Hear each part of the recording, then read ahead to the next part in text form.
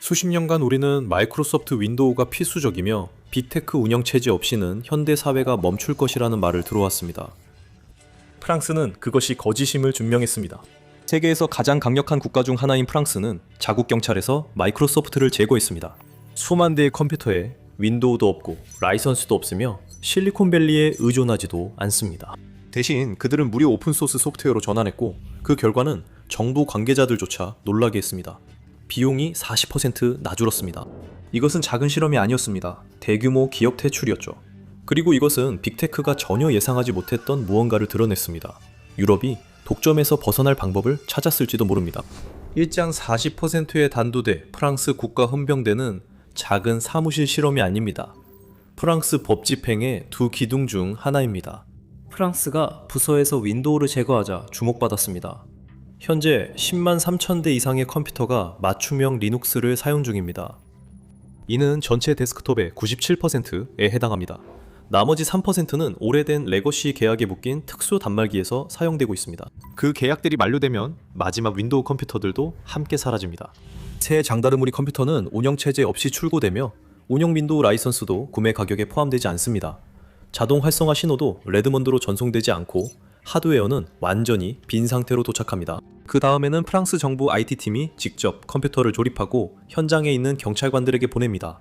이는 컴퓨터에 마이크로소프트 세금이 붙지 않는다는 뜻입니다. 이제 모든 워크스테이션은 하나의 신중한 결정을 의미하며 그 결정은 전체 장비에 걸쳐 수차례 반복됩니다. 각 워크스테이션에서 미국 소프트웨어 업체를 국가 기관 비용 구조에서 조용히 제외하는 것입니다. 개별적으로는 아주 작고 거의 안 보이지만 이런 규모에선 빠르게 누적됩니다.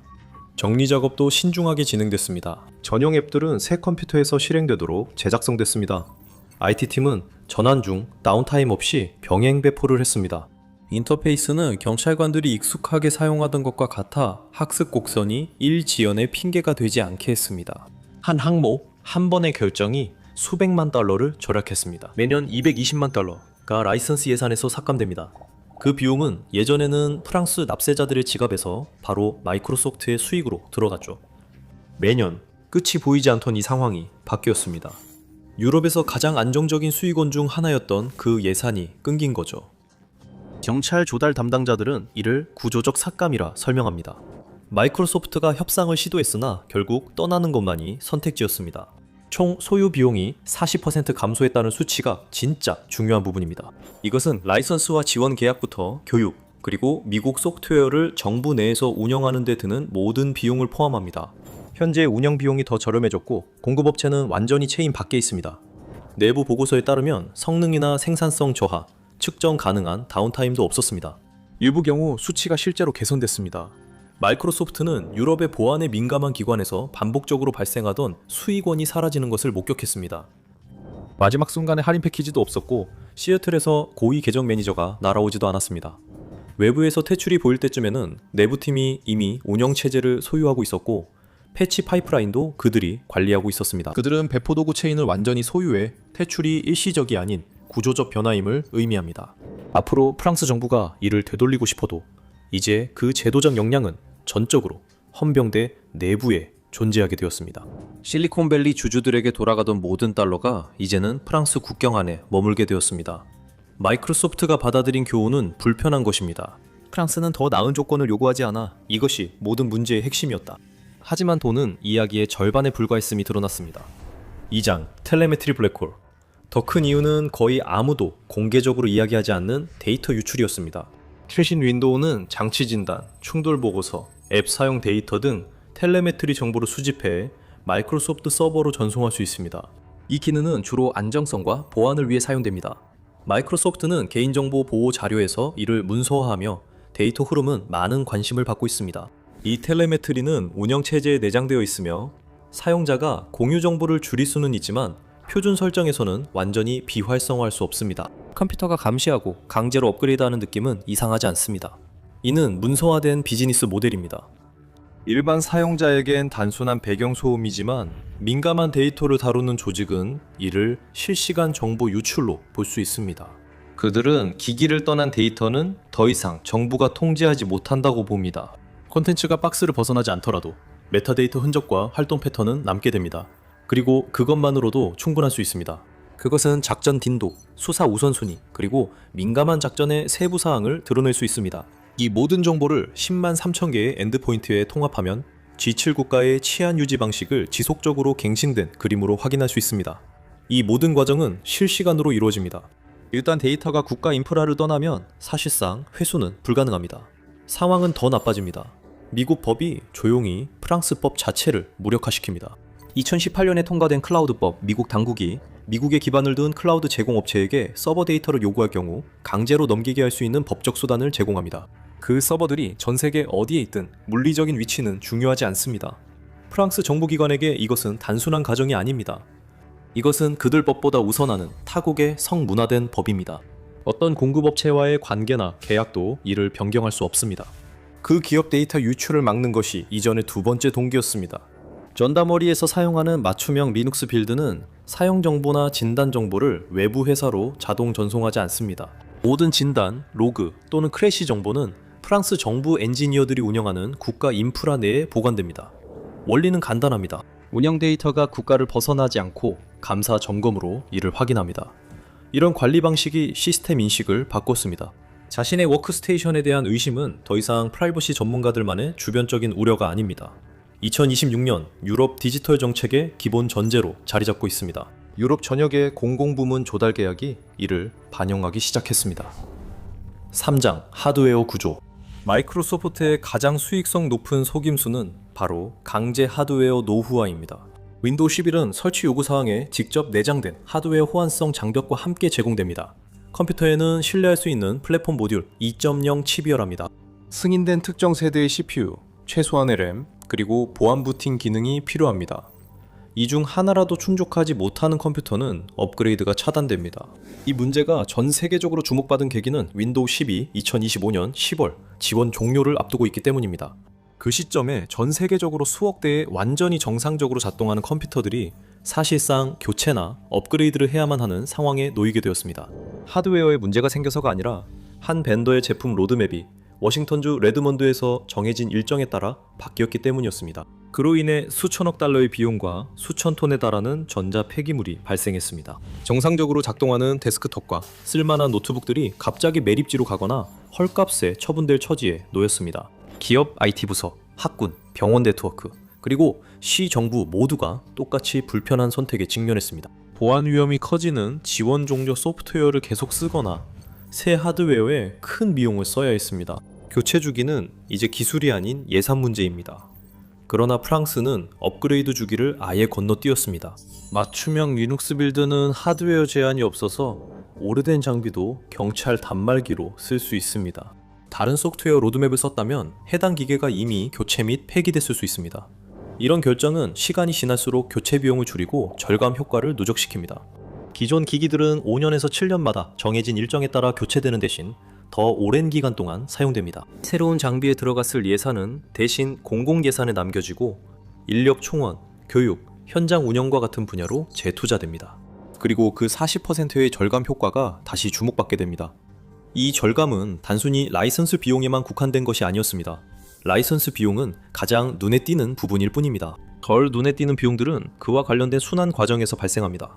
지속적인 하드웨어 교체, 조달 계약, 사용자 재교육, 폐기 및 감가상각 일정 관리 등이 이에 해당합니다. 시간이 지나면서 정부의 필요 여부와 관계없이 이러한 요소들은 업그레이드 일정에 얽매이고 이에 따른 환경 영향도 발생합니다. 주된 목표는 아니지만 교체가 줄면 운송 배출가스와 전자 폐기물도 감소합니다. 프랑스는 환경 메시지 때문은 아니지만 교체 주기가 줄면 환경 발자국도 줄어듭니다. 전자 폐기물 순환이 판매 전략처럼 보이기도 합니다. 호환성 규정은 순환을 유지하는 요소로 실제로는 마이크로소프트 일정에 맞춰 정기적으로 하드웨어 업그레이드를 유도합니다. 이를 해결하는 방법은 이론적이거나 계획 문서에만 국한된 것이 아닙니다. 이미 주요 G7 국가의 경찰 조직 내에서 마이크로소프트가 공식적으로 더 이상 지원하지 않는 장비에서 실행되는 시스템을 사용하여 이러한 일이 이루어지고 있습니다. 이제 다른 나라들도 주목합니다. 사장 주권의 전염. 슐레스비히 홀슈타인은 독일에서 가장 북쪽에 위치한 주입니다. 겉보기에는 소프트웨어 혁명을 시작하기에는 꽤 조용한 곳이죠. 대부분의 사람들이 특히 IT 언론 외에는 이 일을 놓친 이유 중 하나입니다. 독일에서 마이크로소프트를 전례 없이 퇴출시키기 시작한 주입니다. 이들은 공무원, 판사, 주 경찰이 쓰는 3만 대 정부 컴퓨터에서 마이크로소프트 시스템을 완전히 없앨 계획입니다. 오픈 리눅스 도구들이 그 역할을 대신합니다. 오피스 작업은 리브레 오피스, 나머지는 오픈소스, 이메일과 캘린더가 맡습니다. 그들의 차기 클라우드 플랫폼은 독일 서버에서 운영됩니다. 주 정부 디지털 업무부는 이 프로젝트를 장기적 안전망이라 했습니다. 향후 라이선스 분쟁과 데이터 유출 예방 방안이기도 합니다. 유럽 데이터 보호법에 미리 대비할 수 있는 방법입니다. 수만 명의 사용자 이전은 비용이 듭니다. 주의회는 힘든 수년에 걸친 전환을 지원하기 위해 약 3천만 유로를 배정했습니다. 완료되면 주 정부는 연간 1,650만 유로의 라이선스 비용을 절감할 것으로 기대합니다. 그 돈은 마이크로소프트 유럽 회계장부 대신 예산으로 돌아갑니다. 전환 작업은 여러 단계로 진행됩니다. 첫 번째는 일반 행정용 업무용 컴퓨터, 두 번째는 전문성이 필요한 지역 부서, 세 번째는 복잡한 시스템으로 확장됩니다. 각 단계마다 90일 안정화 기간이 있으며 이 기간에 문제를 기록하고 엔지니어가 배포 이미지를 개선한 뒤 다음 그룹으로 이동합니다.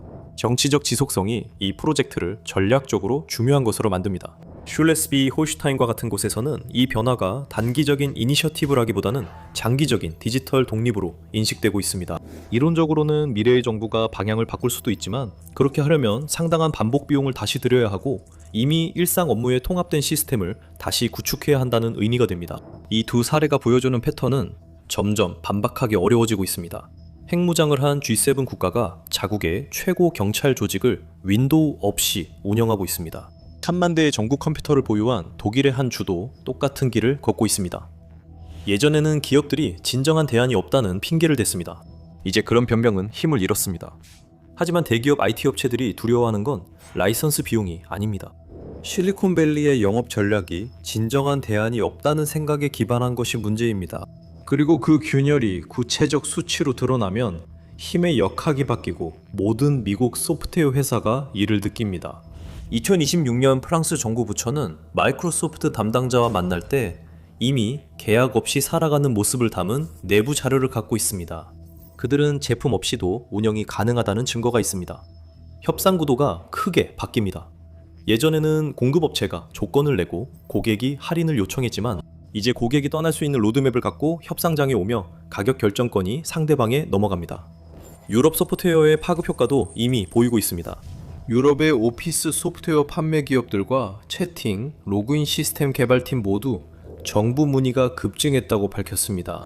무료 오피스 소프트웨어를 개발하는 오픈소스 단체들은 이제 실제 자금을 받고 있습니다. 그 자금은 예전에는 아무 지원도 하지 않던 정부 부처에서 나오고 있습니다. 유럽 클라우드 기업들은 전반적으로 계약을 따내고 있습니다. 2년 전만 해도 그런 계약들은 모두 미국 대기업에 넘어갔을 것입니다. 프랑스와 슐레스비 홀슈타인이 마이크로소프트에서 빼낸 자금은 은행에 그냥 묶여있는 것이 아니라 최근까지는 자리에 앉을 기회조차 없었던 유럽 기술 기업들에 다시 투자되고 있습니다. 이제 다른 유럽 주요 도시들도 주목하고 있습니다.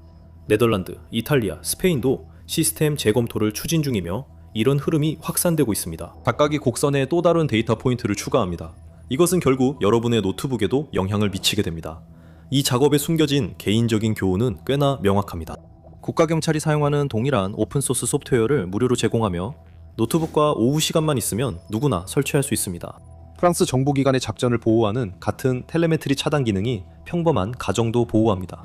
프랑스에서 수억 유로를 절약한 하드웨어 수명 연장 기술은 한 사용자에게도 새 컴퓨터 구매 비용을 줄여줍니다. 이 설계도는 확장뿐 아니라 축소 시에도 잘 적용됩니다. 이를 통해 프랑스가 이룬 전체 모습이 보입니다. 재정 전략, 보안 운영, 하드웨어 정책이 모두 하나의 조달 결정으로 동시에 실행되었습니다. 40% 비용 절감, 이 대표적인 수치입니다. 그 아래에는 정보 보안, 하드웨어 수명 연장, 예산 재조정과 같은 다른 이점들도 있습니다. 이 변화는 여러 정치 주기를 거치며 계속 강화되고 있습니다. 소프트웨어 독점의 시대가 무너지고 있습니다. 프랑스는 국가적으로 기업 종속을 깼습니다. 다른 유럽 수도들도 이를 따를 수 있습니다. 마이크로소프트 세금 변명은 이제 사라졌습니다. 실리콘밸리의 진짜 악몽은 경쟁자가 아니라 여러분이 그들을 필요 없다고 깨닫는 것입니다. 하지만 진짜 이야기는 단순히 발표에 있는 것이 아니라 그 발표들 아래에서 조용히 다시 쓰이고 있는 시스템들에 있습니다. 그 실마리를 따라가다 보면 윈도우가 무엇인지 전혀 다르게 묻게 됩니다. 프랑스가 윈도우에서 벗어난 것은 단순한 조달 문제가 아니었고 대규모로 윈도우 의존을 줄이면 어떤 변화가 있는지 보여줍니다. 변화가 나타나면 마이크로소프트 제품도 다르게 보입니다. 마이크로소프트 윈도우 11에 뭔가 심각하게 잘못됐다에서 확인하거나 대신 이 영상을 시청해보세요.